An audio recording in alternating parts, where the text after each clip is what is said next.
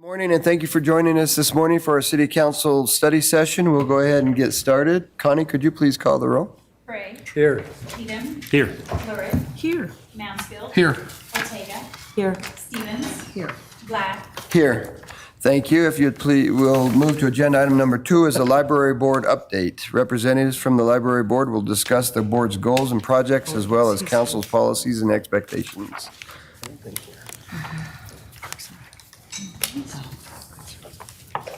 This working? Yeah. Okay. Good morning, Mayor and council members. My name is Sandra Shropshire. I am the Dean of the Library at ISU, and I'm also the Chair of the Library Board for Marshall Public Library. I have prepared for you a list of highlights that we have experienced the past year, or year plus. I last appeared before you in May of 21. And want to share these things with you that the library's been doing. I also have some statistics for you. The library keeps a great deal of statistics. I've selected only a few that I thought might be of interest to you all and given you comparisons with the same time period from a year ago. There are much more detailed statistics available if you'd like to see them, but I just highlighted a few. Notable is that business is pretty steady. I guess I would point that out. We have characterized checkouts by age and also by format. The ebook checkouts are not characterized by age. They're just total. Okay.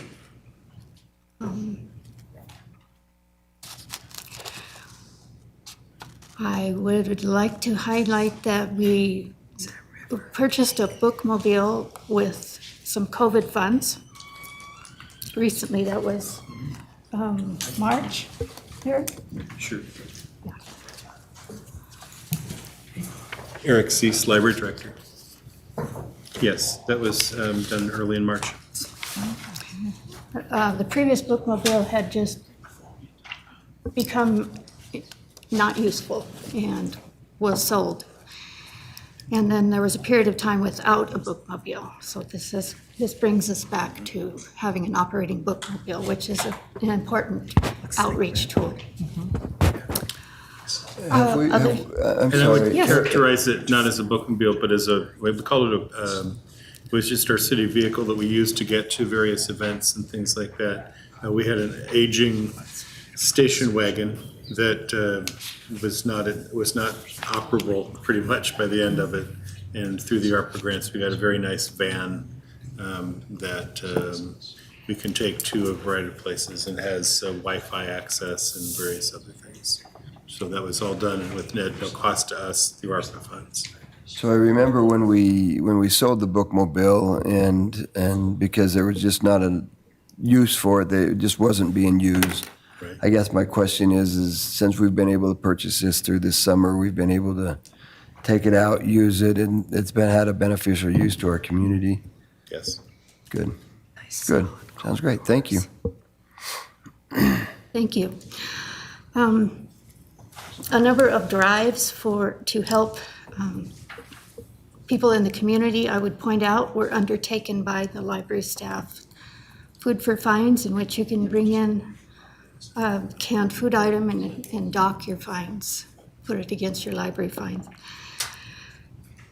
And Toys for Tot book drive and a school supplies drive were undertaken as well.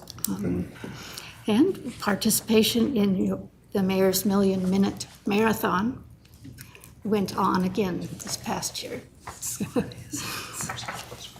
which we had over 2 million minutes read this year, so. I was going to say, wasn't the participation way increased this time?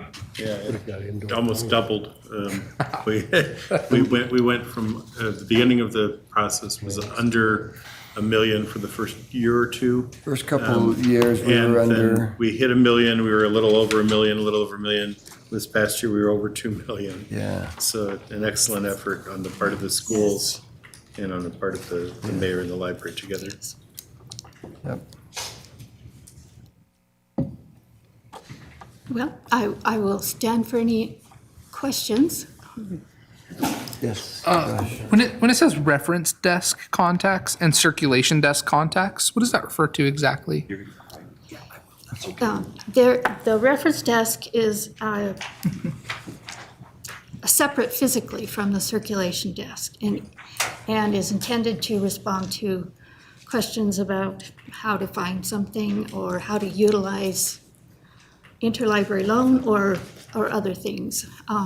Circulation desk is really, here are my books I'd like to check out, and the staff who help them do that. So It's if the number of people they dealt I would with. say, so if I come up to the reference desk yes. and just say, can you help me find this book? Or I would like to do an interlibrary loan, even if I don't go through with anything, just me coming up, that counts as that contact. Yeah. Yes, sorry, I didn't, The reason I was curious, and I think this is incredible, I know when I was in college, I very rarely would go to that reference desk. I always knew that they were there. And so to see that this is a service that is so utilized in our community, I think is just amazing. We're very busy with a lot of calls and various other calls, contacts, people asking for help in a variety of different ways. Sometimes it's more extensive help and sometimes it's fairly simple things, but we try to keep track of the contacts that we have and the things that we do to help the public.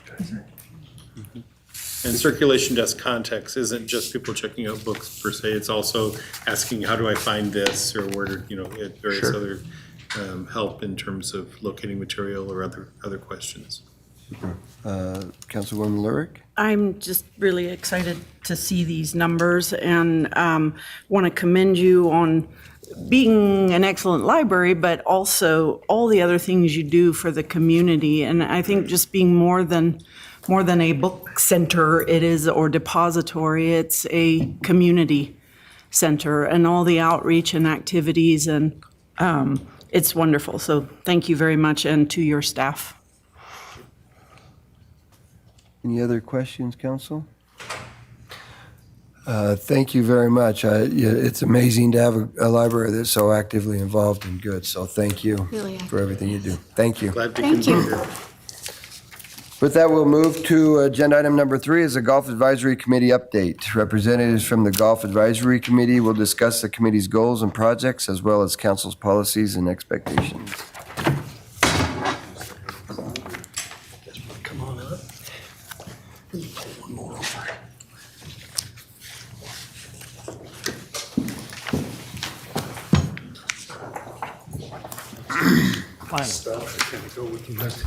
Thank you.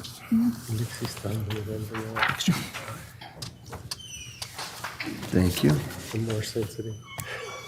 Thanks, John. Good morning. Thank you.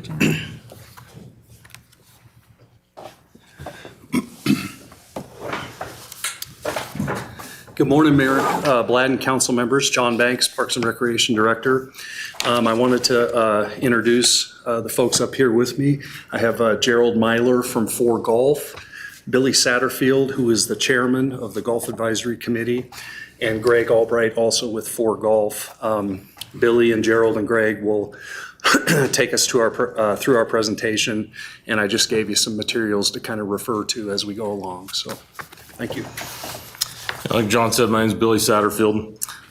Serve on a committee along with Daniel Mabey and Ginger Smith, Tom Little, John McCloskey, Roger Musser, and then Greg and Gerald here. I want to appreciate you taking the time and for the support you guys have shown to the golf courses over time. It's a great asset to the city. We appreciate Roger's been our liaison for our committee. We appreciate the time he's put into us as well. it's been a great relationship between the city and the golf course concessionaire over time, and making things work and making the golf courses a profitable operation ultimately. Those of you that don't understand the history of the golf courses in Pocatello, it's something that the city lost money on for a lot of years. And at one point they decided to lease them out to somebody, a concessionaire, and they were willing to do it for $1 because making $1 was better than being in the red every year. And it's gone and done much better than that up to this point. Yeah, and we appreciate all the support financially the golf courses have had. There's things that we've continued to try to do. I mean, a golf course in the end, it's a living, breathing thing, and it needs constant attention. It just does, you know. It's like your yard times 200. We put in some new yardage markers at the golf courses, which have been helpful. Helps pace of play continue to go on quicker as people know how far they're out. There's the tree pruning and stuff and removal that has to continually go on. And there's been some renovations to the golf cart paths and stuff for the carts to be able to operate on.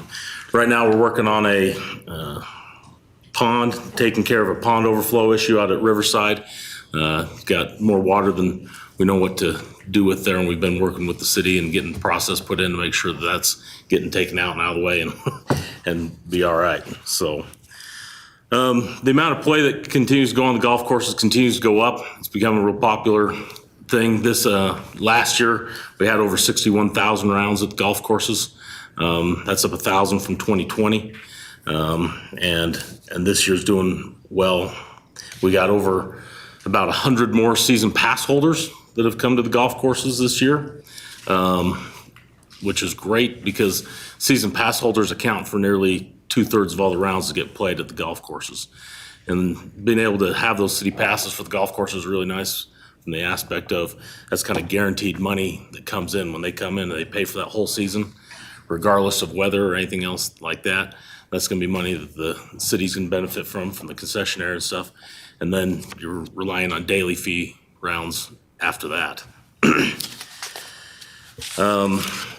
Year to date, you have over 35,000 rounds have been played at the golf course. This spring was unusual, as we all remember from the weather and stuff. It wasn't that great and stuff, but it's been busy through this summer. And making up for it, the golf courses are in great shape. Some has been some of the weather that kept people off it a little bit. The more traffic that the golf course gets, the harder it is to keep up the conditions and stuff. So that helped a little bit, and just the staff work of keeping it in good shape. The golf courses have also tried to be a benefit to city and local area activities such as the high schools. They'll allow them to come in and play for free or hold tournaments and things and help the kids come out and do stuff. They've done things with Idaho State University, let them come out and do it. And whether it's practice or play or whatever, they've tried to provide that as a perk and a kind of giving back scenario to the area schools and facilities. So we'll turn time over to Gerald and Greg to talk a little bit about kind of their plans for increased play. Hi, my name is Greg Albright. I'm the general manager for golf, and I'll discuss the strategies we've implemented to increase play. So since in 2019, we've expanded our season pass program, including that family and the senior combination pass. Last year we had 15 and 70. Last year in 2021, we had 16 and 48. So you can see that we really increased the senior combination pass. From that, I mean, we'd get a lot of the seniors playing, but sometimes their wives were not so inclined to join as well. But with the discount, it made it more affordable for them. So we've increased quite a few of those. We also have discounted daily play during Monday through Thursday. On our website, we have what's called an e-club. It's a marketing tool that I send out to people who buy in, and it tells them of upcoming events with our league plays. We offer league to every segment, from seniors to couples to juniors to ladies league. And it tells them what's the next upcoming event, what course it's going to be played at, because we alternate back and forth, so we're not at the same place all of the time. And then we also go through the PGA of America. We go through coupon books. So we have a lot of different other avenues of discounting rates during those kind of slower times in the middle of the day. So we try to utilize all the time, including creating a twilight, which is in the evening where you don't quite have enough time to play 9 holes. So it's a discounted rate where you have, say, an hour and a half of daylight, and it's roughly about half the price. And so we get a lot of play in the evening for people that maybe can't afford the normal daily green fees. Now we have something to offer to them as well. And for some of them, that's all the golf they really want anyway. They don't want a full round of golf, the time commitment or the financial, but they still want to come out and participate. I'd be happy to answer any questions that you have, or if Gerald wants to add anything in. I'm not a golfer. What does it cost to play? Is a full round 18 holes or 9 holes? Well, you have the option. You can play 9 holes. It's roughly around $20. 18 holes is around $31. Oh, okay. Yeah, it's $1 more on the weekends. Oh, okay. But where we do a lot of fundraising events too. Those have all been very successful. We do a number of amateur events. Participation has been really good for those as well this year. So kind of like what Billy was saying, course conditions are really good. With COVID, the golf courses have really benefited from that for people who looked for an activity that they felt was safe and being outside. So it's been actually very good for the golf industry as a whole. Any other questions before Gerald says? Gerald? The only thing I would mention in addition is Greg has done a tremendous job with the junior league program over the years. He's had literally thousands of kids that have taken instruction and grown to love, in most cases, the game of golf. So that keeps our customer base reasonably consistent, and obviously as the city continues to grow, why we garner additional golfers from that as well. Billy mentioned something that I think is important to keep in mind, and that's that the city used to operate the courses much like pretty much every municipality and city in Idaho, and it operated in the red. Last year, the golf courses generated for the city $369,770, and that's just essentially unheard of. There aren't courses out there that generate that for cities and municipalities. And we really look at it as a 3-legged stool concept, and I know John has mentioned this in the past, but first of all, we've got to have good courses that are affordable to the average golfer. We have that. We've also got a situation where the city generates revenue, as I just mentioned, and also the concessionaire makes a reasonable profit. So it all comes together as that 3-legged stool, and it's been a system that's worked really well, I think, for the last 20 plus years. Questions? Questions? Rick? The last few years when we've talked about the golf courses, we've talked about the national trend of golf declining. Is that continuing on a national basis? It was for a while, but like I said, with COVID, that really spurred it on. That really increased play. I would say the only drop off this year has been more weather related, talking with other golf professionals around here. We just had a wet spring, can't control that. But as far as people getting out and playing, when the weather cooperates, folks are more than happy to get out there and play. Thank you. Cassie Leatham started a program for little kids learning. Is she doing that at some of the city's courses too? Yeah, it's called First Tee. She actually has a fundraiser tomorrow at Highland. And it's an introduction for kids into golf, teaching a few basics, but also teaching them life skills and stuff like that. And that's kind of the benefit of that. So you got a lot of different things that are teaching kids. You got that. We've got our junior league program that we teach, and like Gerald had mentioned, I don't know where time's gone, because now I'm teaching kids. Glad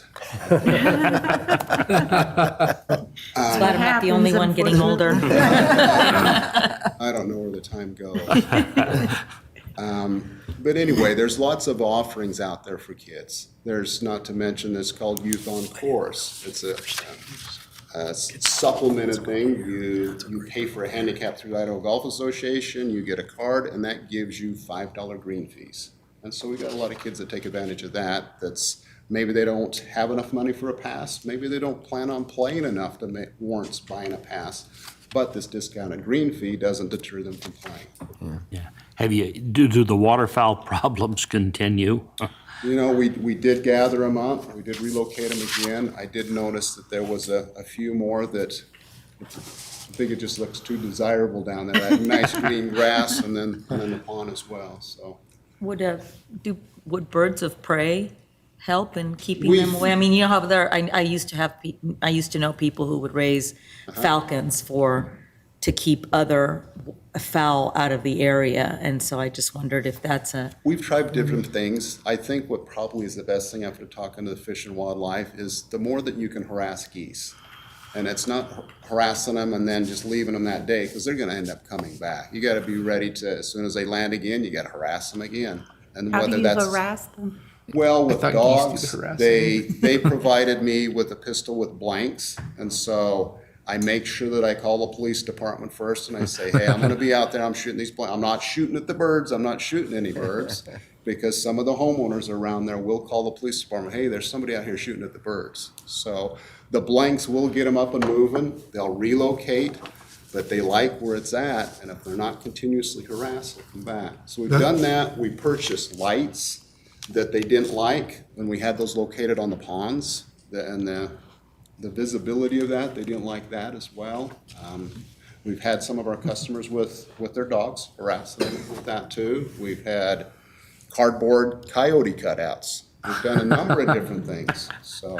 That's an interesting question, though, about the falconer, because I actually checked into that this year. And the Fish and Game was not too crazy about that idea, but we know a local falconer that said that the falcons that they raise are too small to actually take care of the goose problem. oh, But they use that on various courses where it's not geese, but some other bird some other that's type smaller. of smaller animal? Yeah. Yeah. We heard from Carlene Dance earlier in the year about the bridge out at Riverside. Has anything happened on that? You know, I haven't heard anything for a while. I met with her before because it was a historical landmark. And it was actually a few years ago, through that IF Foundation, we tried to get some grant money to create some sort of a water feature underneath that bridge like it used to be, and then incorporate that water feature with that par 3 and then on the next hole. No, But I that's haven't where it heard came anything from. from them for a while. We met out there with a couple other folks, and they talked about who built the bridge, who did all the masonry work. They knew where that came from, and so I think they're just trying to find the funds, and who that was from, I'm not sure. Thank you. Roger and then Chris. I think you also have a half-season pass, don't you? We do. And wouldn't that be something that if somebody took advantage of right now would help you maybe to move to a full-season pass? No, that's a good point. We did. We started that a few years ago for those that didn't take advantage of the pass at the beginning of the season, and they maybe only had time at the end of the season. And that started July 1st, and that wasn't exactly half the price because they're still getting really good months of golf left. It's about 2/3 the price. And we sold a number of those as well. I don't have the data for that for you, but we do sell quite a few of those. And the elephant in the room is the next 3 pages or so. It looks like a Clubhouse proposal or a concept, not a proposal, Yeah, concept. not a proposal, just so the council can kind of get a feel for what might be possible out at Riverside. These were done for us for free by a local architect a couple of years ago, and we just thought it'd be nice to provide the council something that we're kind of would like to head towards in the future. In terms of the concession agreement, would that help if we had a better clubhouse where you could sell more stuff inside of it and things like that? You know, and I think it makes a more attractive playing experience. I know with what they're doing out at Juniper Hills, they're redoing their clubhouse. Their amenities are very nice. Golf course to golf course, we're every bit as good as Juniper Hills. But the clubhouse and those amenities were kind of lagging behind on that. And I know, unfortunately, it's cost us some of our customers who want that experience. They want that additional with the golf course itself. But the So- golf courses, like Billy said, the golf courses are wonderful. And there's a distinction between the banquets and stuff you would maybe have versus just being able to set and like after 9 holes, take a little time down and eat lunch and have that type of camaraderie. Right. And then go back out and play. Right. There's a benefit every way around on that. Yeah, sorry, go ahead. I was just gonna say, if we had a nicer facility, we're potentially open to weddings and receptions and Right. things that generate additional dollars. And when we generate additional dollars, it helps the city and it helps for golf. Absolutely. Chris and then Linda. Yeah, I think, just a comment that I appreciate the fact that outsourcing was explored and proved beneficial. You know, I'm a fan of looking at a number of things that the city does for itself to see whether or not outsourcing can be a productive avenue. So I'm appreciative of the fact that we have one example that is clearly financially viable. Like Roger, the elephant in the room is the clubhouse. I talk about this every time golf is in front of me because golfers have been creating revenue for the city. And we don't have a lot of revenue, nor should we have a lot of revenue producing activities, but golf is one of them. And as we finalize this next budget, I would like to see us make a real commitment, essentially a down payment toward a clubhouse, and coupled with a clear plan that's timelined out. How are we going to make this happen? Because this is one of those Pocatello projects that gets talked about and talked about and talked about, and nada, nada, nada.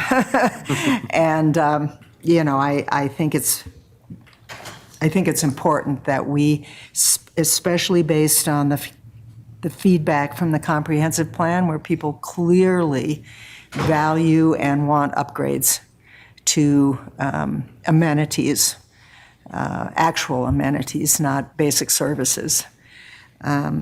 So I will be doing everything I can to bring that forward as we talk about the final budget. And I believe that I'm very sympathetic to the pickleball people as well. It's a similar situation. However, I believe that golf has been standing in line for many, many, many, many years. And as we consider pickleball, we also need to consider golf. Okay, Linda. My question is really for John. I was just wondering, you know, when we first started talking about this, you had talked about sort of finding a partner as part of that program, and I was just wondering if there's any movement there. And, you know, and that was pre-COVID, so I know a lot of things kind of got put on hold or even changed, and I was just wondering where we stand with finding somebody to help us get this done. Yeah, unfortunately, after a couple of valiant efforts, I'm 0 for 2. I've pitched to Premier Technologies and Portneuf Health Trust. Both were indicated, you know, great project, great partnership, but I haven't been able to get them to partner with us. I continue to seek partners, however. Okay, thanks. Claudia? This is for you. I feel bad that you're constantly having to go out hat in hand begging these local organizations for money to do what we should be doing. And I just want you to know that you're essentially the only department that we're constantly saying, well, can't you get a partnership? Can't you get a partnership? And I really just think that based on the comprehensive plan feedback, we should be directing funds to your department so you don't have to go out begging for money. We're, Appreciate the fact that you're even willing to go out there and do that. I mean, I really am. Well, thank you. We're happy to do it. I know, As a but- department, we want to bring big things to the city, and I think it's just prudent to try and involve, some of the big hitters in town for a return on investment. And we've been successful on a couple. I hope to have some real good news for the council here on another partnership sometime soon, and we're going to keep chasing them. I know, but I appreciate it. If I could just say a word about John's efforts, and he's too humble to pat himself on the back, but I spent 35 years as a commercial banker, and I saw lots of pitches, lots of presentations. And John is as professional, if not more, in his presentations than anything that I saw in those 35 years. He's done a tremendous job trying to partner with local businesses. Yes, he's been a pleasure to work with. Good to hear. One thing I'd say about the clubhouse as well is I agree with Councilman Ortega. I've said in some of our meetings for a while that in the end, this clubhouse is something that the city has to do at some point. A golf course is no more critical a clubhouse is no more critical to a golf course than a roof is to a home. You don't operate without it. And the clubhouse at Riverside that we're requesting to get put into place was never built to be a clubhouse. It's a little bit like you living in your garage. You can do it. It's not the way it was ever intended, and we've limped along and limped along and limped along doing it this way. And it's a little bit like owning a rental property as well. It's great to sit back and bring in the money that it does, but there are requirements to keep it going and to keep it as a prosperous operation. In a golf course situation, your biggest things are going to be a clubhouse and irrigation. If you can't take care of the clubhouse, or the golf course, nobody comes. When you look at, I got a real estate background, been around it my whole life. If you look at the two reasons that people move from a rental, the top two reasons are they need more space and it's not well maintained. And so we got a clubhouse situation that's well past due. And we do need more space. The golf courses are getting busier. They get used a lot. We're a city similar in size to Idaho Falls. They have one more clubhouse than we do, one more golf course than we do. And we're just trying to get by with what we got. And we're going to have to upgrade the facilities, both the clubhouse and then down the line on the irrigation, if we expect to keep having this be a prosperous operation, which is the only operation in the Parks and Rec Department that's in the black. And the last thing we want to do is throw another one in the red. Oh, by the way. Yeah, yeah, that's right. I've got a follow- Yeah, Roger? Is there a trend in golf? I seem to notice a lot more people riding than walking. Than I used to see a better balance between people walking and riding. And it would seem like if that's the case, that you have to maintain your carts more, and you got to store carts more and stuff like that. And so that would be part of the infrastructure need as well out there. Yeah, I mean, to answer the question on cart usage, a lot of it is regional. In the West, using a cart is by far the most way to go play.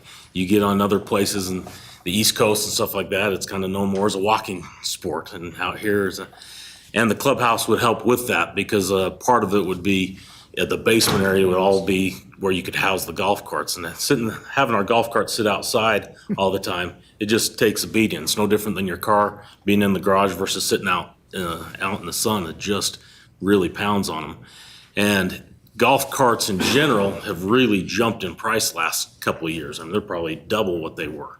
And so maintaining the golf carts and stuff that we do have becomes all the more important to do. And having a facility that we can do that and provide carts for players to go out ends up being a revenue stream for the city, for the concessionaire. Yeah, having the golf carts as part of the whole operation is pretty critical. Linda? I just wanted to say, I mean, I agree with everything you're saying about the clubhouse and the need for it. And I think everyone up here agrees with that, and we have agreed with that since we first started talking about it.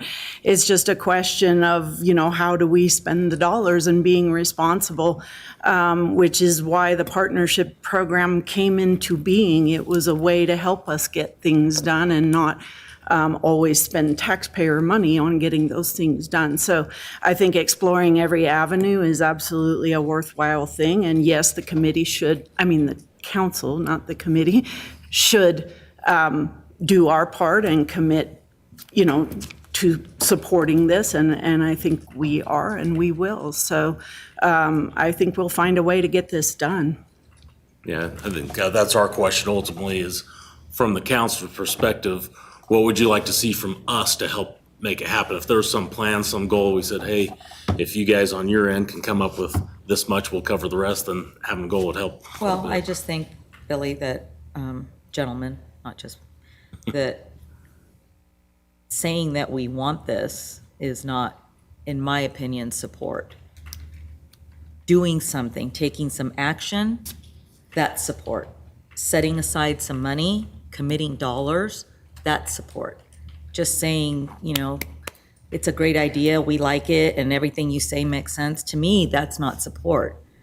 Support is actually taking some action. So Go ahead, Chris, and then I've got Josh. maybe what would be helpful is, in my experience, having targets and goals and concretes really sometimes helps move things from the theoretical to the real. And so I'm wondering,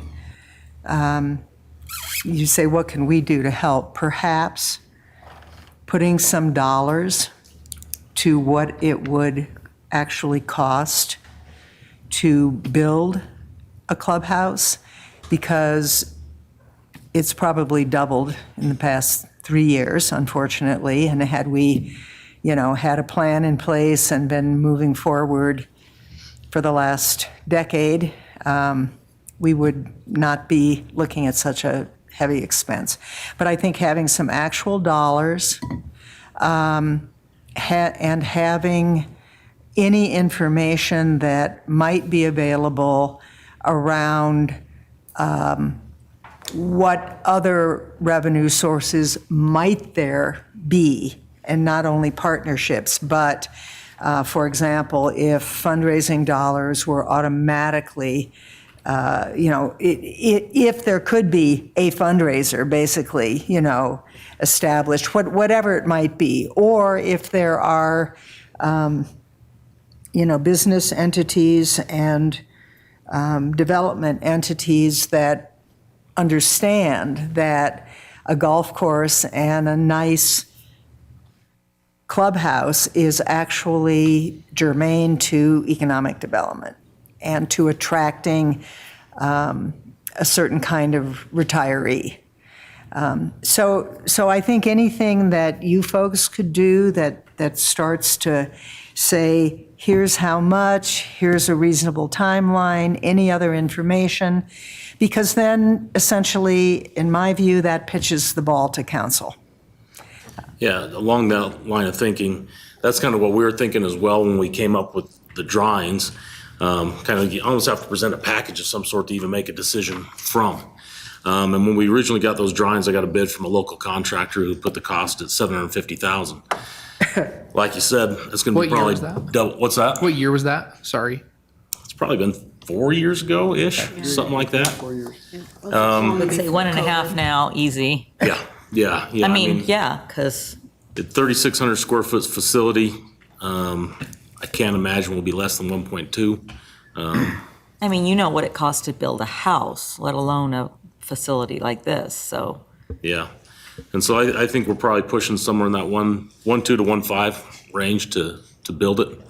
There are additional revenue streams. I mean, you may not understand when you go play a golf tournament and stuff, the winnings you take is money that you spend at the pro shop and stuff. And if we don't have that much stuff to sell and to do or attract, it's hard to bring people in to come play your tournament and stuff like that if I'm turning around and buying a bag of teas or something like that with it. You know, we got to have more ability to retail it, more to do, because golf course is not just about playing golf. You got restaurant, you got retail, you got all that stuff that comes along with it. And so, yeah, we've tried to package that a little bit, and we're happy to update numbers too. Well, and I believe with Councilwoman Ortega, as I said, that this is something the city needs to do, and we need to begin by including something toward realizing this in the budget we are currently under consideration. And I do believe that creating essentially a proposal of sorts does then, as I've already said, pitch the ball to council. Because then it removes the opportunity for us to just smile, clap, and applaud you and your efforts, and put something concrete in front of us that makes it much more probable that we need to step up and make a decision. Josh? Mine was about just cost, what the last cost projections were. Okay. So can we talk about these drawings? Because the last page, I'm like interested in the floor plan, but it's like,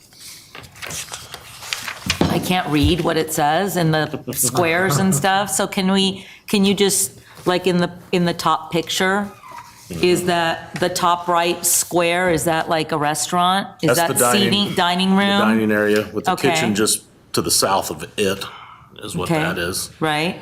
And then in the bottom right-hand corner, I think that's offices Yes. there. In the top left-hand corner, that's your pro shop where you're gonna go check in and have your retail areas. The bottom left-hand corner is bathrooms. I guess the bottom right-hand corner is some offices, some storage, and the other offices are just right there by the pro shop. And then you got the stairs going down the basement, which would be golf cart storage and stuff. And one of the nice things you got with golf carts, you got gas and you also have battery operations. And right now we're not set up to handle a lot of battery operations with a new facility. And there's certainly more of a push to go to battery operated golf carts. Or than there are outlets. gas. Yes. Yeah. We don't have all the outlets to do it, you know? And so being able to put that in and have areas that you can recharge and stage them and everything like that would be pretty helpful for moving forward. What would, in this dining room area, which would presumably be where events were held, right? What, in a space this big, what would the capacity be? Like how many people, if I wanted to have a wedding there, would I be able to have 50 people or 150 people? Do you have any idea in a space this big? Yeah. I mean, I think 50 people's easy enough. 150 starts.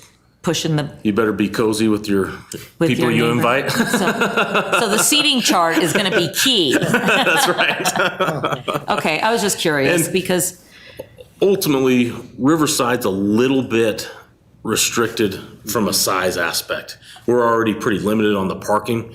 It would be great to have a bigger clubhouse. We're not asking for one because it doesn't fit the model of how much ground we have. Highland could handle a much bigger clubhouse, and it will need that one day. It's not a pressing need today, but it's going to come one day, and it'll probably handle a bigger facility, handle additional stuff. But this would at least accommodate what we need at the facility we have. gotcha. Rick? How much larger is this proposed building than what currently exists out there? You have any idea Good how big? question. I would say probably a third again. Bigger. Third. But like Billy was saying, we're kind of landlocked with our Yeah. parking spaces. So right now, our cart storage is outside, where something like this, cart storage would be in the basement. And that would open up parking, And that would correct? open up more parking. Where do you And anticipate this allow would for be a little bit located? bigger clubhouse without taking up too much space. Where do you anticipate this would be located? Where the current building is? Same location. So you'd Yeah. tear that one down, have nothing Tear for a it down, year? you work out of a trailer for a while until you got the new clubhouse up and operational. But that's pretty common that they put cart storage down in a basement, particularly like what Billy was talking about, where a lot of courses are going to electric carts. You need to be able to house those and protect the chargers and everything else. Does that building have a basement now? No. Okay. No. I didn't think so, because it's Got kind an of, interesting attic. It's got a, Yeah. it's got a nice attic and two big piles of hay up there. yeah. All we need is to bring back a few of the cows and. So I don't know. I know there are some energy, solar options, in the federal realm now. I have no idea if any of them would apply to this or apply to municipalities at all. But as you were talking about carts, I have relatives who just went solar and have a plug-in car. And talk about being able to do a lot of driving around at a very low cost. So I would appreciate it if, in your explorations, perhaps you look not for the whole building necessarily to have to be solar, but maybe, maybe for the carts that might be an option to help offset cost. Any other questions? I think you've given us a lot to talk about and to consider and stuff, so thank you very much. And I might just add that I have heard from a tremendous amount of people that their golf courses are in better shape right now than they have ever been, and so great job, great work, we appreciate it. Thank you. They're really good. Thank you. With that, we will move. Thank you. With that, we'll move to agenda item number 4 is Parks and Recreation Advisory Committee update. Representatives from the Parks and Recreation Advisory Committee will discuss the committee's goals and projects as well as council's policies and expectations.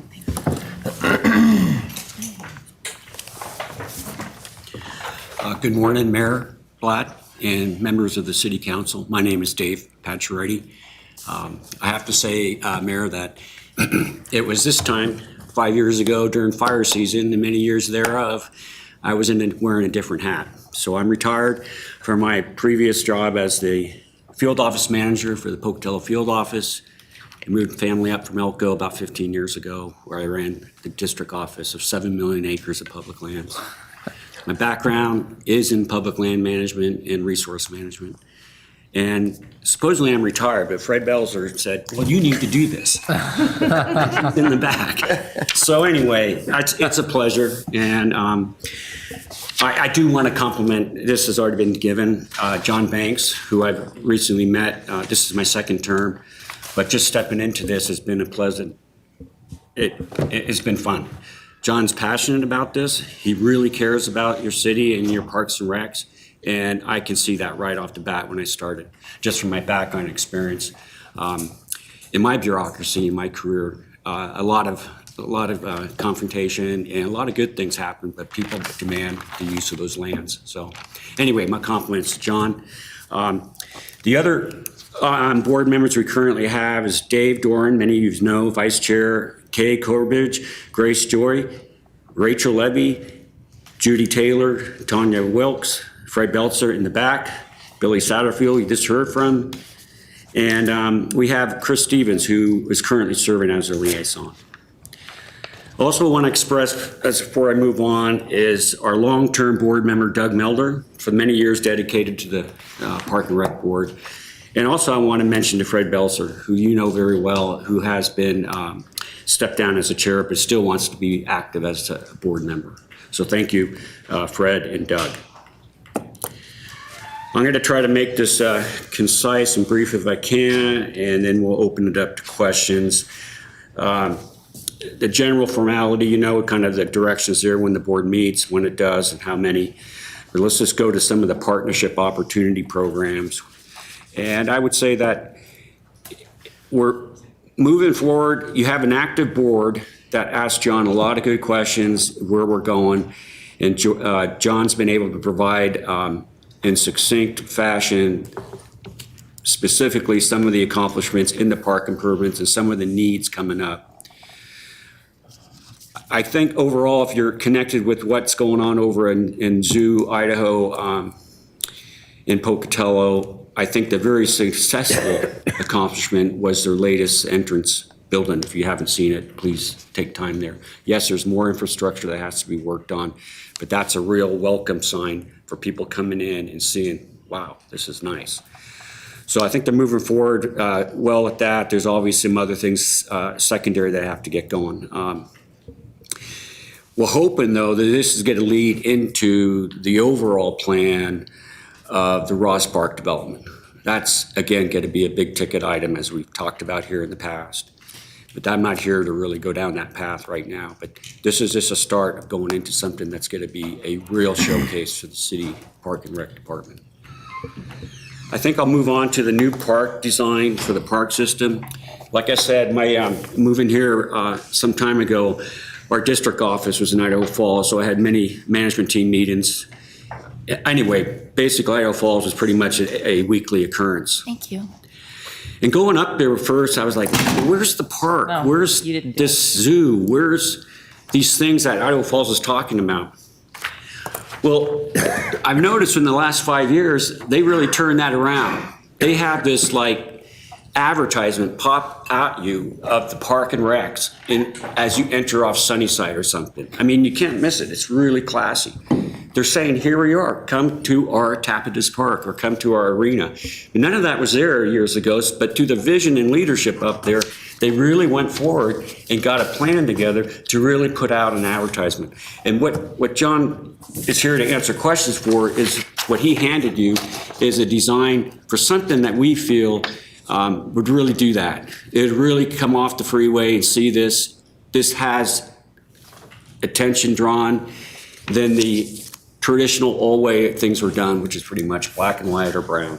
Anyway, I think that you guys have been briefed on this before. We ran this around a couple of drafts, but going this direction is going to be a real plus, we feel, for saying, welcome, come here to this park, whether it's Constitution Park, whether it's the rock climbing place. This is what is going to be really neat. And for not a very high cost either. Any questions on the sign? Yeah. Is this style what you used on the Gold Star Memorial? It is. We gave the Gold Star Memorial, being kind of a special case and the reverence involved, we gave them liberty to, with the color choice. This just wouldn't have been appropriate for that facility, but the template is the same. And we're looking to hopefully try and roll a couple of these out each year and kind of replace those. If you've driven by, we've got the kind of the brown 1978 version signs. We want to try to cycle those out and bring these in, so. Chris? Yeah, And then Josh. I just had a question at a recent Friends meeting, kind of where we are on the Friends sign, and I know there were some mitigating circumstances that arose that caused some delays there, but I'm just wondering if you could. Yeah, sure. Actually, check your emails. Oh, okay, all right, will do. I just sent out this week, we're trying to regroup next Monday or Tuesday. Okay. So, yeah, so there's kind of a special case over at Ross Park Upper as you enter Avenue of the Chiefs up to the zoo entrance building and the animal shelter. So you've got a handful of facilities over there, and the signage is poor, I guess, at best at the moment. So we're using this template to develop a little bit larger sign to accommodate all of the different entities, and that's what Chris is referring to. So that's also progressing. Which would also be, at least, I believe with all, certainly with the Fort Hall replica and with the animal shelter, the Friends organizations, and I'm not sure about the zoo. You would know that, I don't. So it would include all those. Yeah, are pitching in terms of funding. Okay, Josh? Yeah, I spend a lot of time up at Upper Ross Park for the disc golf course, and I think signs like this that just really direct people and draw them in, it helps to organically build that presence. And I last night was walking my dog and walked by Caldwell Park and saw the sign, and I thought to myself, I was like, how old are these? I asked myself if like that grate behind the Caldwell Park part is like intentional. And so I was just thinking about this last night, and I love that point about the signage and how in Idaho Falls, people build plans around their day when they are organically drawn thanks to this kind of signage. And this design is incredible. Okay, That's thank what you. we're hoping. Thank you. Well, if we have any further questions, I'll move on to the next point, and this is brought up earlier about the popularity of pickleball. And I do not play pickleball. However, it seems to be a big common thing. Maybe back in my day it was racquetball, but pickleball seems to be the deal.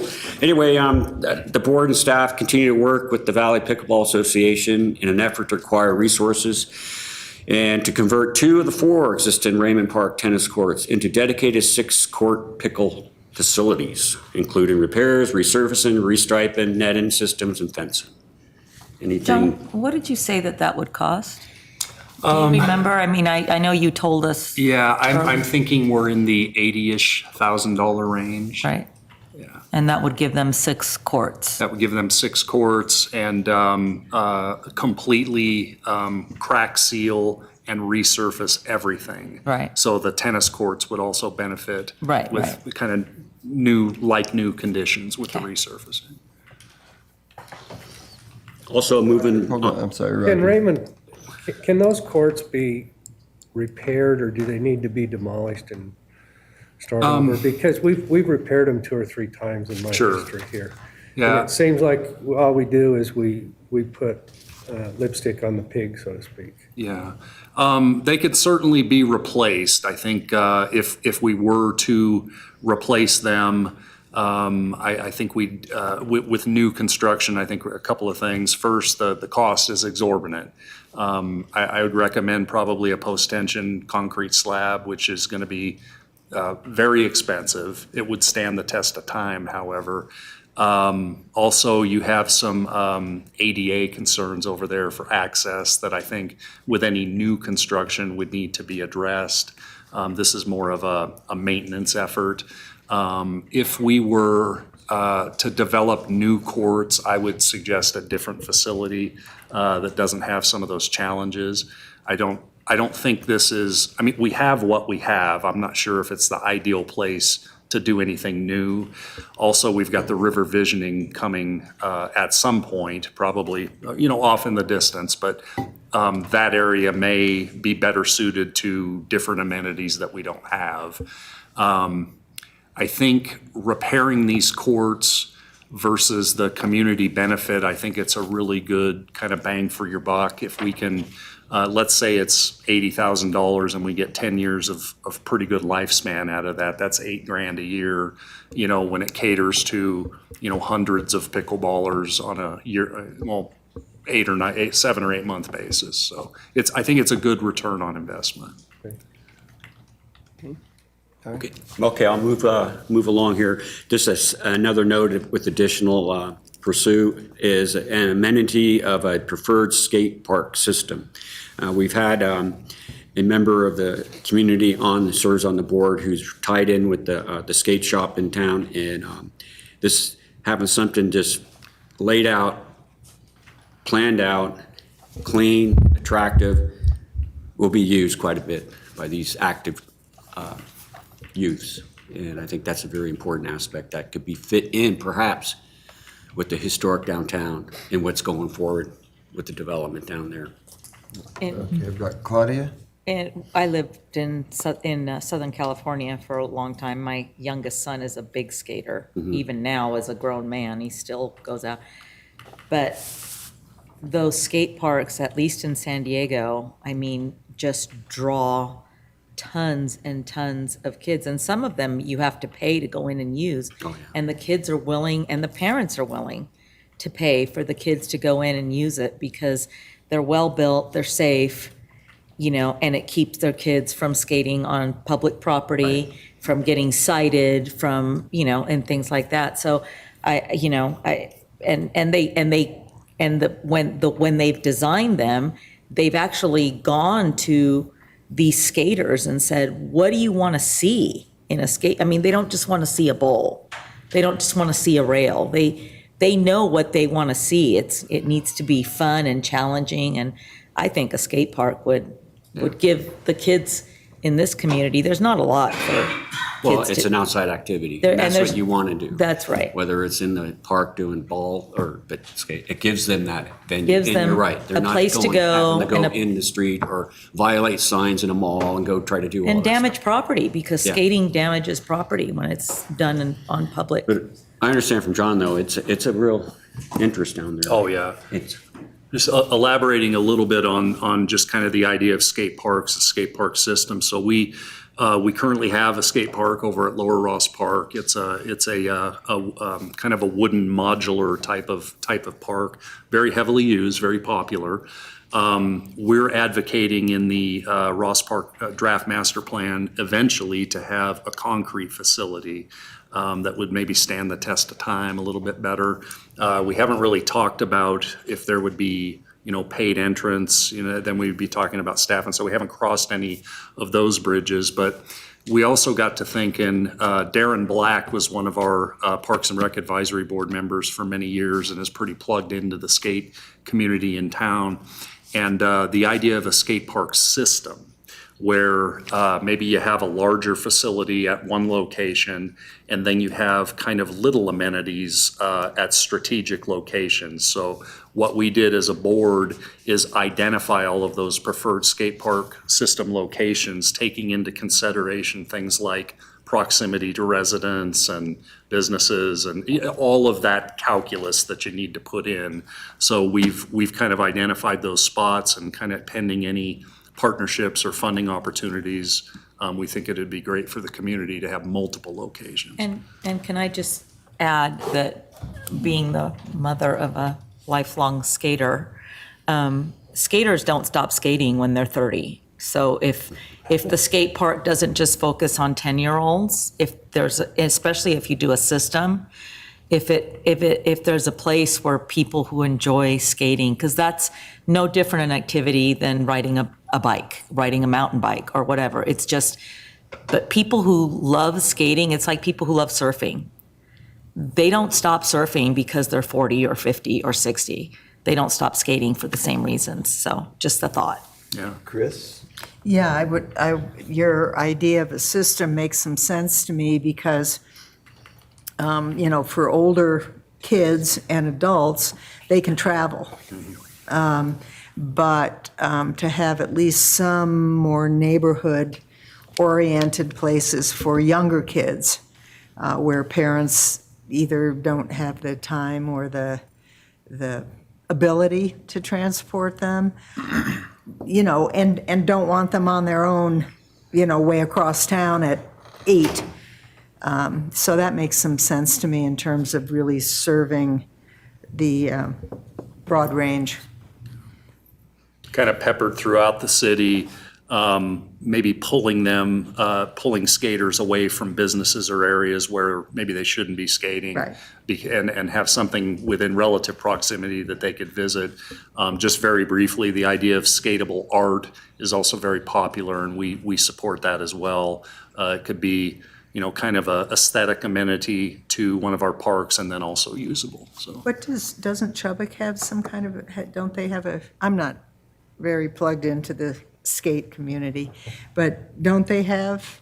I'm not sure if Does Chubbuck have a skate park? I think they're They're gonna in the build a process. pickleball. Okay, yeah, I'm not, I don't think that they have actually one at the have one moment, yet. but. Well, these are all very good inputs. I think that's why our contact on the board, who's connected well in the skate community, can reach out to those different age groups Right. of skaters and have them involved in the planning for those comments. Thank you.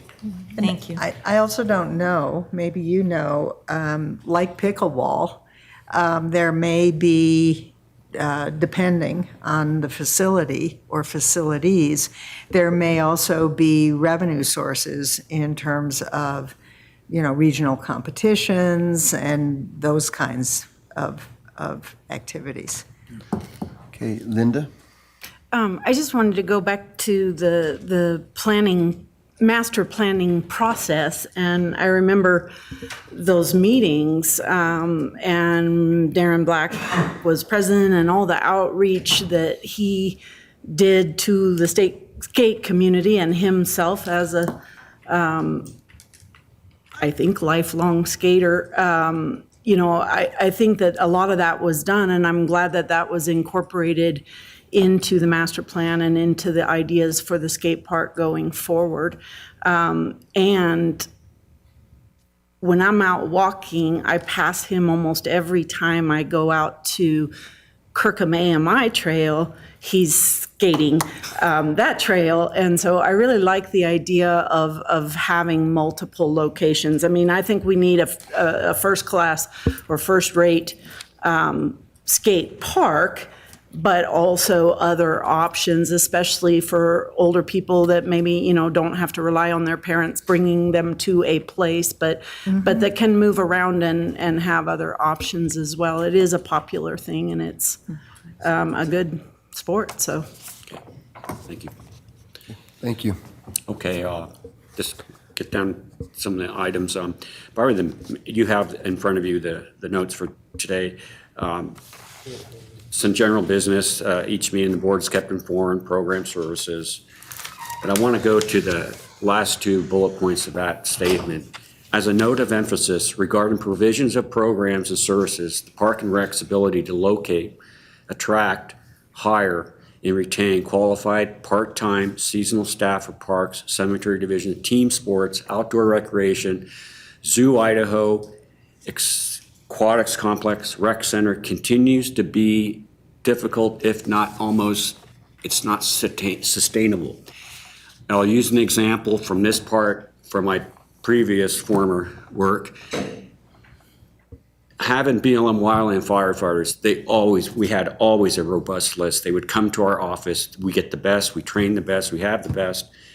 But over the recent years, with the way the market's going, the competitive salaries are much higher outside of that program than what these seasonals can go get now with the way the robust housing and et cetera is going.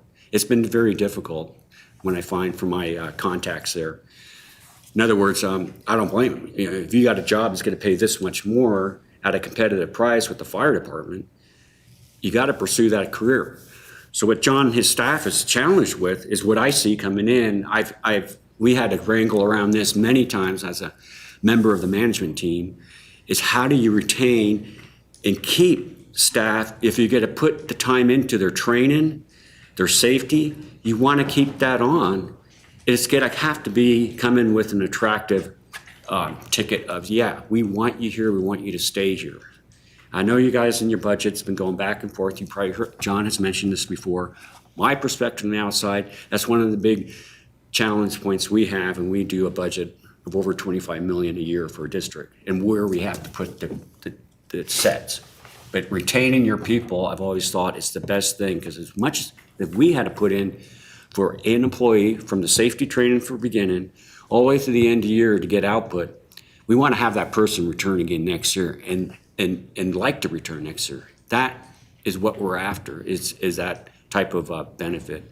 And I think it'd be really good for the department and for the city to say, yeah, I'm working for the Park and Recs. It's really a great opportunity. You got to consider it.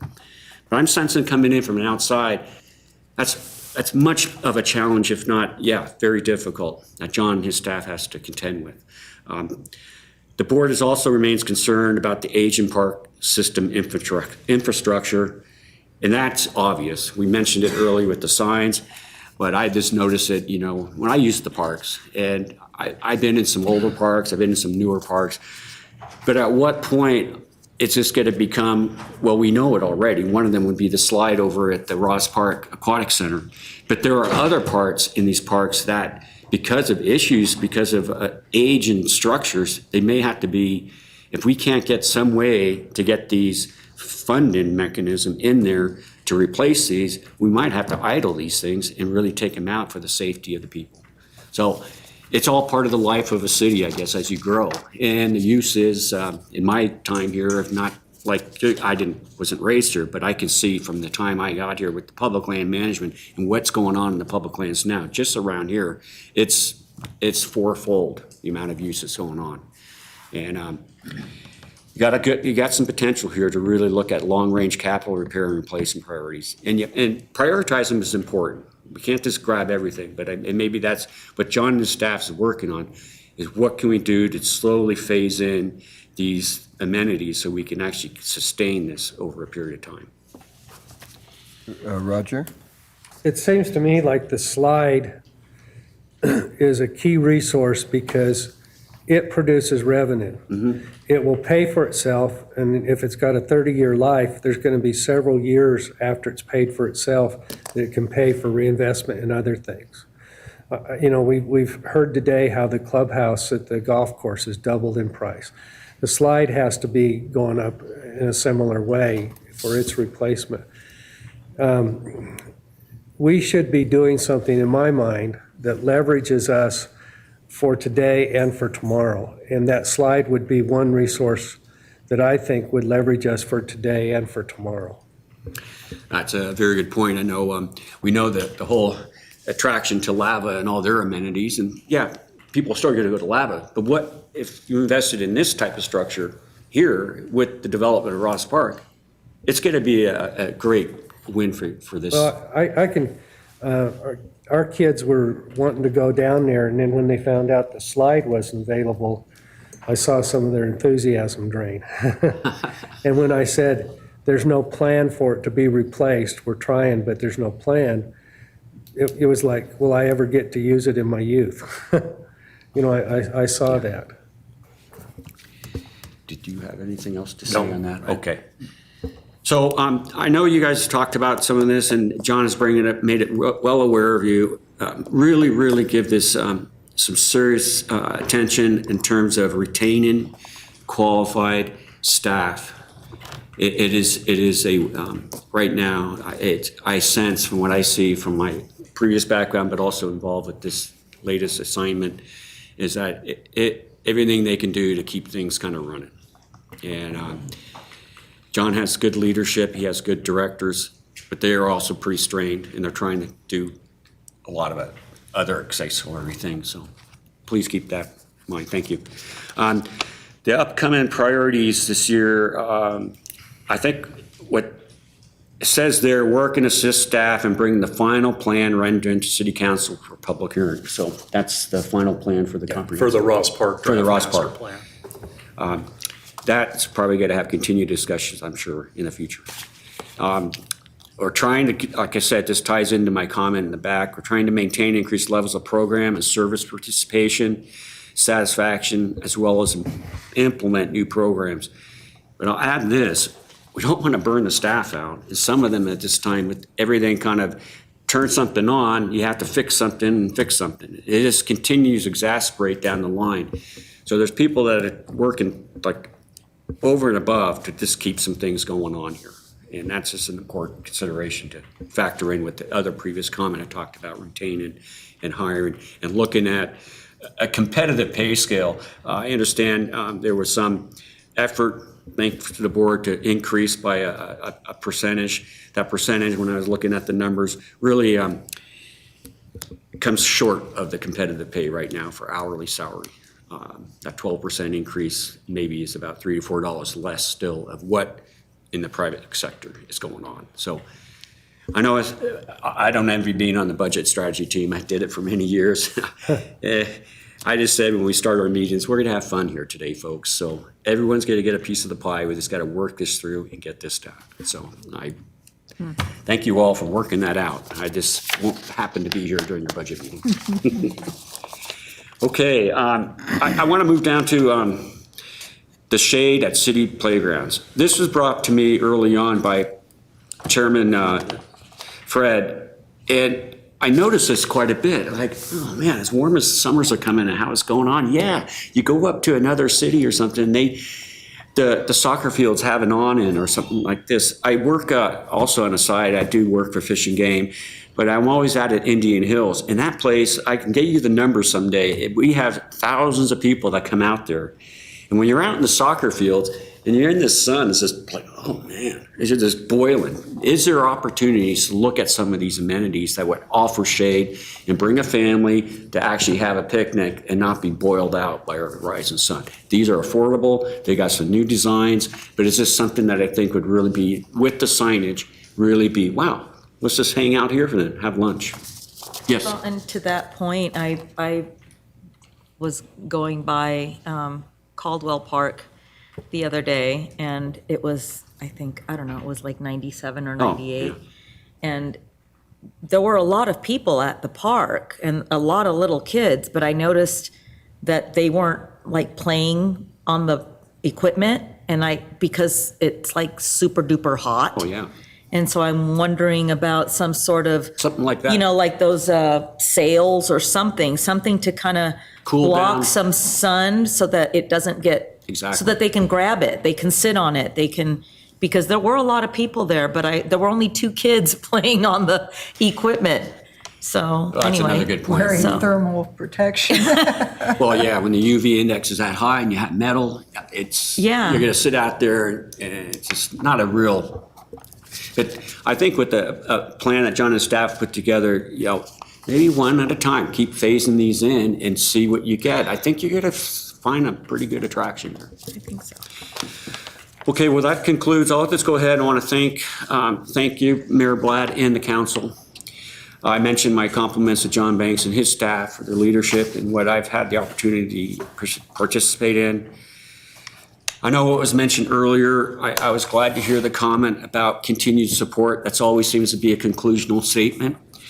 We one of our founding things in our meetings structures, and I had lots of meetings over the time, is that you have a meeting, discuss ideas, but you leave and no one goes away with what's our task next. In other words, I've seen frustrated ranchers come out of a fall embarrassment with the BLM meeting, and you just sit around and you bring up the same thing each time you meet. Oh yeah, this fence needs to be worked in the spring. What I said to staff, you got to document this meeting and you need to go back and have something accomplished. What was mentioned earlier about the terms continued support, it's walk the walk, talk the talk. So it's not an action unless you really move forward in doing it.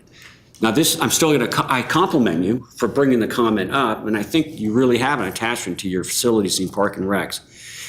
He has a big mountain to climb in his staff, and it's noticeable that it's going to take all of us here to really move forward.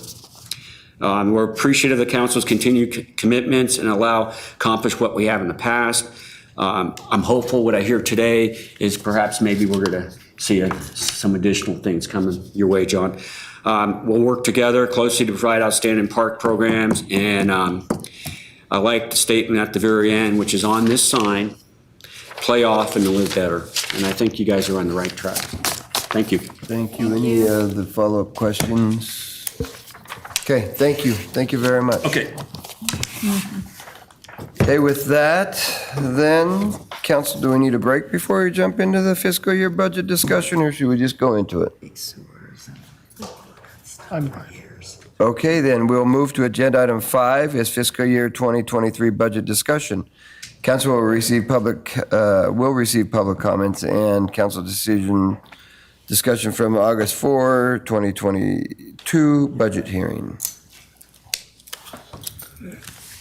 Looks like you're about to come sell me encyclopedias. You want one? I have several in my office. I believe it.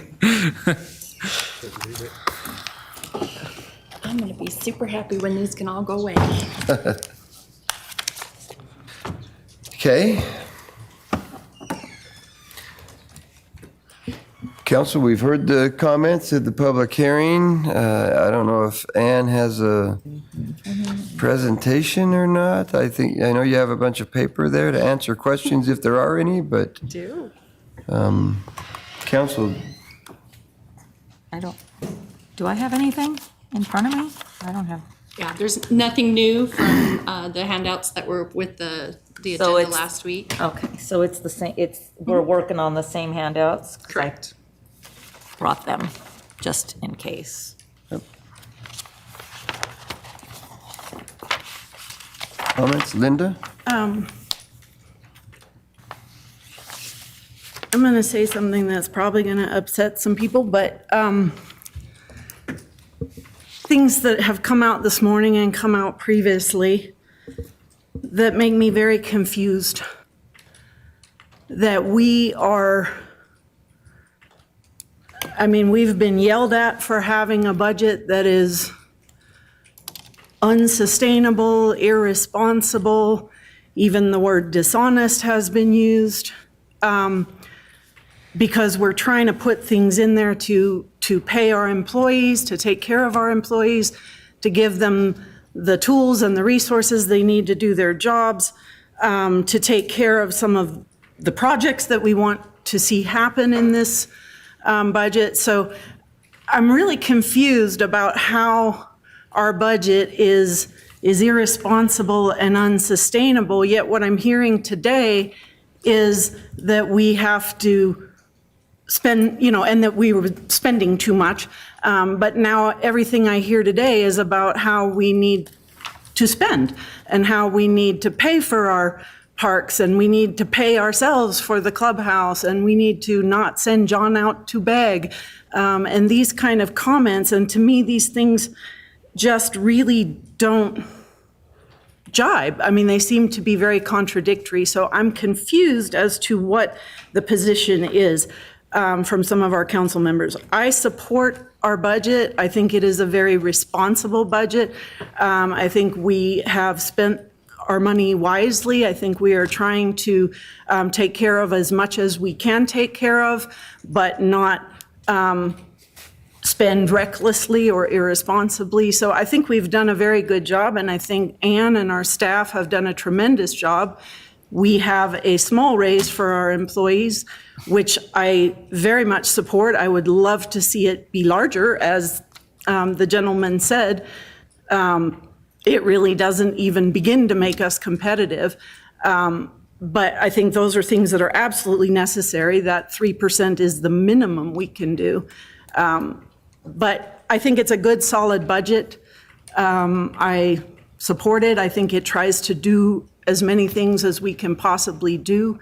And I am going to vote for it. I think it's a great budget. But I'm just really confused about the contradictory messages that we're getting about, on the one hand, being reckless and irresponsible in our spending, but on the other hand, not spending money on projects that we should be spending money on. Those to me are totally contradictory messages. So I would love to know what it is that people are actually proposing. So we've got Claudia and then Chris. So maybe I can clear it up for you. Yeah.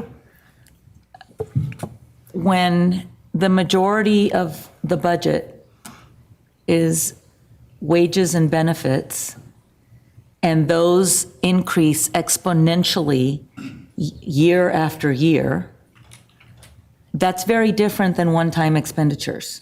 It's very different. So from that perspective, the budget is unsustainable. So, and you don't have to agree with me, that's fine. You can shake your head all you want. But the fact is that just the CBAs alone are going to increase our wages and benefits exponentially. And that's not my figures, that's what was presented to us. That is very different than spending $80,000 to resurface the tennis courts and do the pickleball thing. 80,000 versus 4 million in 1 year is very, very different. So I just wish that we could consider some sort of balance where the actual taxpayers can get something so that every penny isn't just going to paying the employees to provide the services. It's the basic services. That's all. Okay, Chris? Yeah, I've tried to explain this for 2.5 years, decided not to bother this year, but I will hopefully say something that will help you clarify. the idea that budgeting exists in a one-year silo is antithetical to every piece of professional research and knowledge out there. AIC, a couple of years ago, had a presenter who spoke specifically about developing municipal budgets. He was very clear that it was imperative to have a long-range strategic plan for the city, not the state-required comprehensive land use plan, not a departmental plan, a comprehensive, unified municipal strategic plan that stretches out a minimum of 5 years. And within that plan, priorities are clearly identified and committed to. And those priorities then create budget drivers, which means that each year an organization knows exactly what its priorities are, how that fits into the big picture, and departments, instead of competing with each other in an annual rodeo, departments understand, as the gentleman said, everybody gets a piece of the pie, just maybe not all at the same time. We have none of that in place. None of what I've just described in place.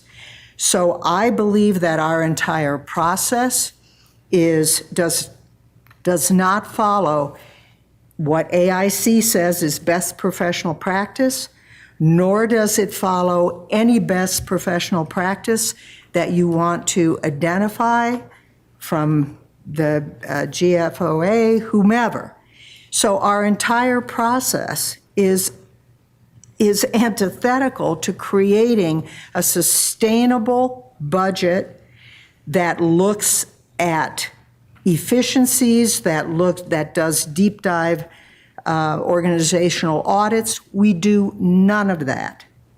Therefore, our entire process, in my view, based on professional standards, is irresponsible, and the taxpayers and the employees of our city deserve better.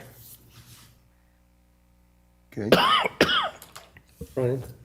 Roger. The one thing I would say is that we've done our budget somewhat in a vacuum because we know that there are a lot of ARPA funds out there, but we don't know how they're going to be distributed. And part of understanding one side is to at least be talking about the other side. And those ARPA funds have the potential to fill some of these voids, but they can't fill those voids unless they're intentionally managed against our other expenses. And so, you know, I could see the slide, for example, and the Rosa Cross Park, for example, as being some of that accessible money that can be used to ameliorate some of our degradation in our park system we just heard about. But we don't have those conversations parallel.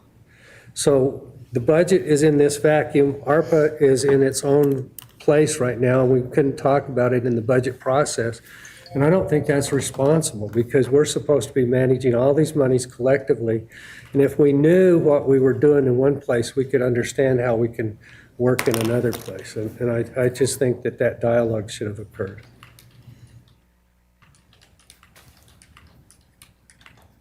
Brian? Yeah. But I do want to say thank you, because I know that you have been working, I mean, that ream of paper has got to weigh 30 pounds. So 10 more of them. it's not your job, and that's not lost on me. And so it's not your job, and I get that, and I appreciate it. And you're working within the system that exists. And Certainly not taking these personally. so, Thank you. all I right, appreciate it. okay. Okay. I do know there was pickleball discussion. That was the biggest comment. I can say at this point, we have published numbers, so we cannot increase our expenditures. I do have an idea if anybody wants to hear the I do. idea. Please. I want to hear your idea. Yes. That was with emphasis. We Oh, we don't do, want to hear it. hey, I'm good with that. If you don't want to talk pickleball anymore, I'm okay with that too. We do have in Fund 78 in the capital contingency, we do have some additional earmarked funds. After we take out what you have tentatively approved for the Center Street sidewalk project and then the 2 additional police department purchases, there is still about 1.24 million, $80,000 to $100,000 for the pickleball courts. As a budget amendment next year from this fund could certainly accommodate those requests from the pickleball folks. And then, Could you do you said, I'm sorry, there was how much? It's about 1.24 million. Okay, so then if we do 80, say we do 80 to 100, say we do 100 because it's gonna increase Right. by October, right? So say we do 100, that'll still leave. 1.1. Right, and so then we could easily do $1 million for the golf clubhouse. If you wanted to remove that entire amount, yes. We could do that. absolutely. Yep. And then we could actually make some progress.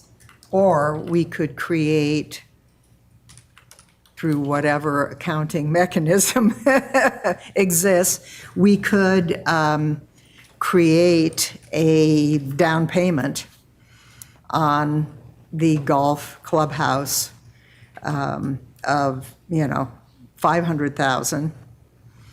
And have it clearly designated through whatever appropriate mechanism that money is earmarked and not to be spent on anything else. As I previously said, I have sympathy for the pickleball folks, but I believe that the golf clubhouse has been standing in line for at least a decade longer, and I think it would be a slap in the face, frankly, to the golfers if we line jumped pickleball and made no commitment to golf. Well, my only problem with that suggestion is that to earmark $500,000 and not lock in a bid. Right. No, I understand. Then 6 months from now, the 1.2 Right, that is Billy now said is now 2.2. 2.3, and we just continue to go. I mean, we saw that with the fire truck, right? I mean, we started at whatever it was, 750,000, and then we ended up at 1.9 or some ridiculous number. I don't even remember. I'm looking at the chief just because. Just because, but anyway, I don't expect you to chime in. But anyway, so that's my problem with that. That's No, why I I'm saying, understand. if there's $1 million in there, then we could say, then we're gonna use that $1 million to commit to a bid for that clubhouse and start moving forward on that. Because if not, it's never gonna get done with inflation and the way things are jumping up. No, that's a valid Okay, perspective. so I got Rick, then did you have something, John? Yeah, please. Rick and then Josh. I think, Claudia, with our construction season here, if we do a budget amendment in December, that would give John some authority to begin to move ahead. We don't have architectural renderings.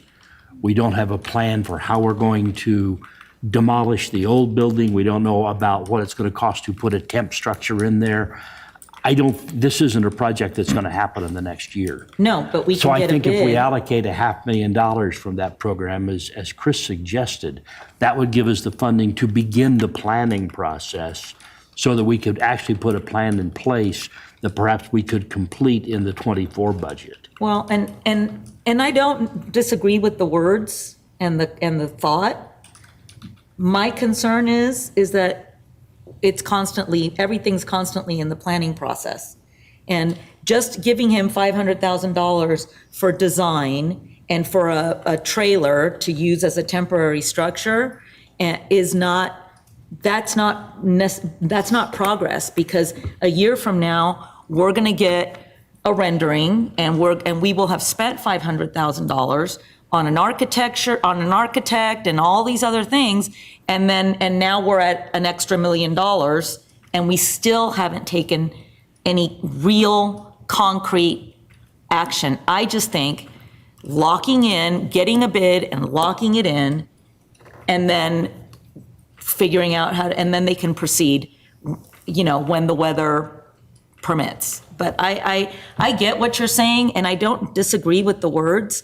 I just know from every other project that we earmark money to do the research and to do this and that, and then we don't take the final step in saying, let's get this done.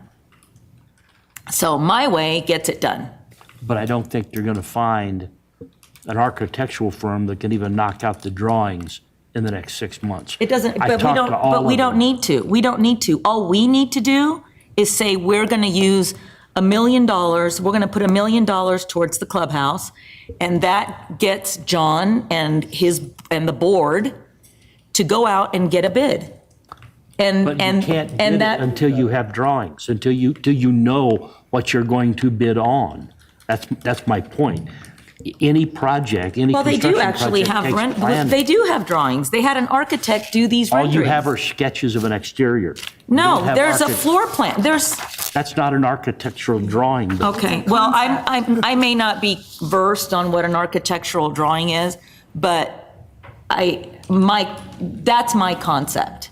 That's my idea, is commit and move, not commit and take one step, and then we are still 8 steps from getting anything actually accomplished. If we commit $1 million, I'm pretty sure that John and the board can find an architect, maybe even this architect, to actually do architectural drawings and get a bid so that maybe next summer, that $1 million can actually get a clubhouse built. That's all I'm saying. Okay, Josh? Two things. First, about the concept of like jumping lines. I think that pickleball is one, based on the price tag, very, very different as well than golf. When you consider the population that it serves, especially in the cost, the fact that an elderly population can come and play for free. It's a community resource that gives opportunity for livelihood and recreation at, as was pointed out, $8,000 a year for the life of a 10-year court. I think that's an incredible investment in community that is valuable. And while I hear the comments about, and I understand that yes, the golf course can make money. I also think that it's a irrational choice, and that's probably not the correct word, but our gut reaction when we hear inflation is going up and we see the numbers that were once presented 2 or 3 years ago are now 50 or 100% what they were, that doesn't mean that those prices are always going to continue to rise at that same rate and will be locked in for the rest of time. As you have, which is especially driven in the construction industry and supply chain issues, there's a possibility that in 2 years that the supply chain issues are resolved, the interest rates are so high that nobody's building houses, and construction workers are jumping over each other and bidders are jumping over each other to do our clubhouse at the golf course. And so when we're looking at considering using and completely depleting Fund 78 funds, I don't know if, well, inflation is high right now, so I think we need to jump and do it immediately, even if it's going to be exorbitantly more higher than it otherwise would be in 2 years. And we don't know, but I don't know if that's necessarily the logic game to jump into committing an entire reserve fund for the clubhouse. So I got Linda, and then I might add something. Go ahead, Linda. I'm, again, a little unclear on, so I've heard 500,000 and I've heard $1 million on the clubhouse, but I'm unclear on what the difference is in terms of how we're talking about spending that money. We're saying $1 million would make you get it done and 500,000 won't, but what exactly is the $1 million going to be spent on?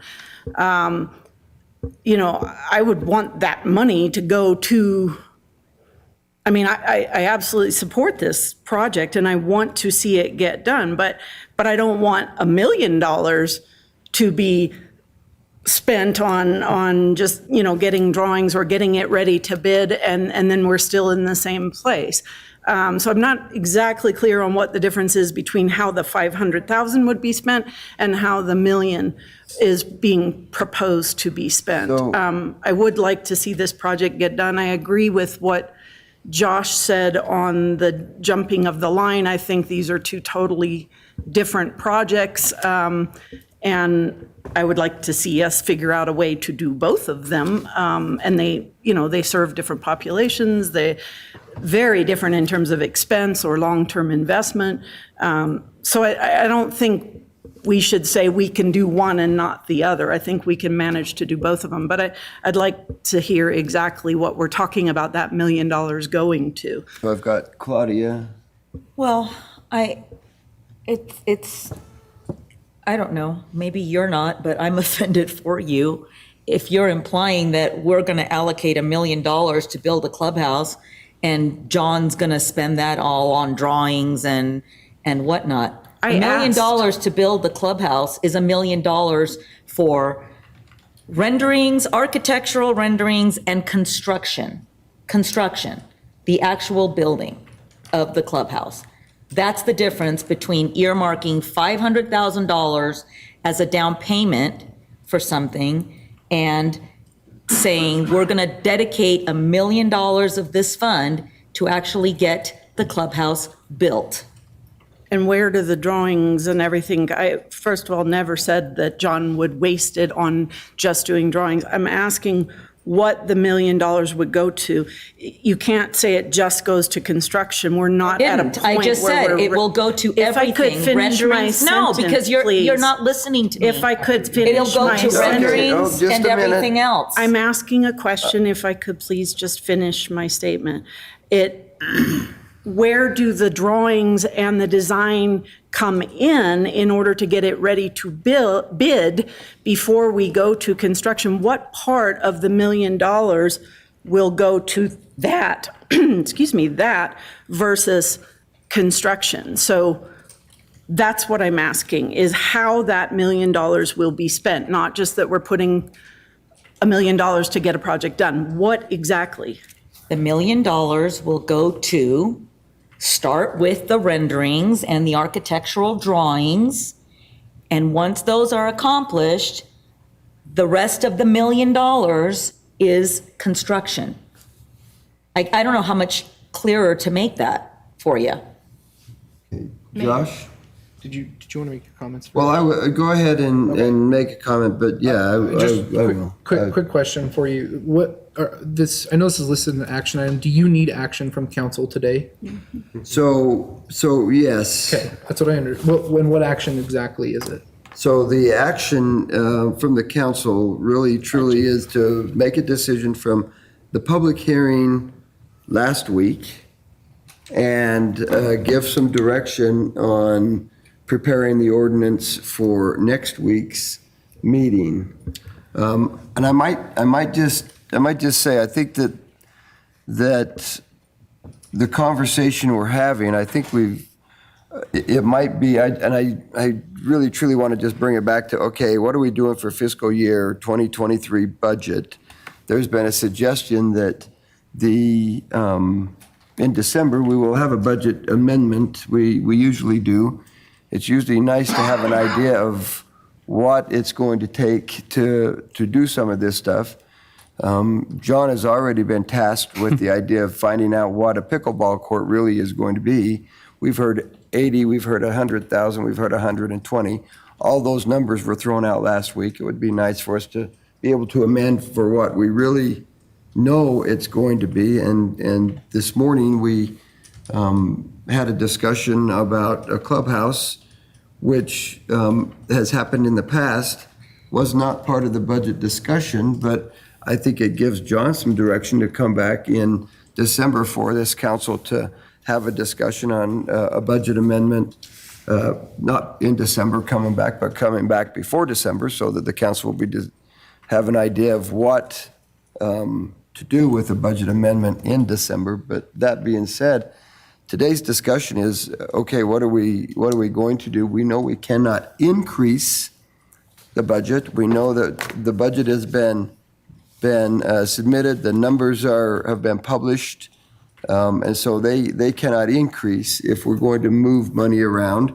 That's what this discussion today is about, is are you going to take money from one place and put it somewhere else, or Which you can't necessarily do either. Because it's published. can't do because those line items are published. Decrease. We can decrease Yes. line items, and thanks for making sure I Decrease the amount. clarify that. But that's what we are here to do. Yeah, Josh. so given that, I thought that was my that was my understanding. And so given that's the case, I think a lot of this discussion is important. I would like to see the pickleball and what that would look like as a budget amendment. I'd like to see what the Port Neff Valley Pickleball Club could provide. They indicated through a fundraiser their tournaments. I would like to continue to talk about the golf clubhouse because it sounds like there's extensive discussion that needs to take place. But none of these are included in this year's fiscal budget, and they aren't topic on that. And so given that's the case, I would move that we instruct staff to publish the budget ordinance with the published budget from the public hearing as it has already been prepared. Second. Okay, I have a motion and a second. Linda, you had something to say before. And actually, I motion. was going to do what Josh just did, and I would like to see us consider both the pickleball and I'd like to get some more firm numbers, because I think just throwing out vague numbers and saying this is what it's going to do, I need much more specifics than that. So I would like to see both on the golf course clubhouse and the pickleball numbers that we can consider for a December amendment. But I think for now, absolutely, I think we have a solid, responsible budget, and I was going to make the same motion Josh made, so. Okay, any other discussion, council? Okay, seeing none, then, Connie, we have a motion by Mansfield and a second by Lurick. Would you please call the roll? Mansfield, Yes. Lurick, Yes. Gray, I've got to vote no, and again, the budget has a ton of good stuff in it, but we haven't anticipated the road we need to travel in the next few years. And I think that is so important as part of the budgeting process. We haven't charted what the impacts of this year will be on next year's budget. And we're developing a budget in a void. It's almost like what's been argued here. We don't know what the cost will be, so we can't commit to it. We don't know what the cost will be next year. And so I can't commit to this year's cost without knowing what next year's cost will be. So no. Cheatham, Yes. Ortega, No. Stevens, No, for the reasons Roger just articulated and the reasons I articulated before. Some of the numbers, we know what the CBAs are. We could have done a much more responsible job of projecting future impacts. And we talk about the CBAs, but we neglect to talk about keeping other employees at par with those CBAs. And those are numbers we could not, of course, project to the dime, but we could have done a much better job of projecting than we have. We could have projected a reasonable healthcare increase. So no, this has been an irresponsible, incomplete budgeting process, and I cannot vote for the budget that it produced. Glad, Yes, I think we've done a good job and a fair job in putting this budget together, and so, yeah, if we can have legal prepare the ordinance the way it needs to be prepared, then we will go from there. John, you do have some marching orders to get us some numbers in the future, so that we can have, I think the council's committed to getting the pickleball taken care of and committed to doing something with the golf courses, it sounds like from the discussion today. And we'll go from there. So thank you very much. And with that, then, we are. Before you adjourn, where are we on getting a meeting set up to discuss the police chief's comments and his resignation. So there's been one request to do so. It's unfounded in my mind, and there's nothing there to discuss about that, so we won't be discussing that. And with that, thank you very much. We are adjourned.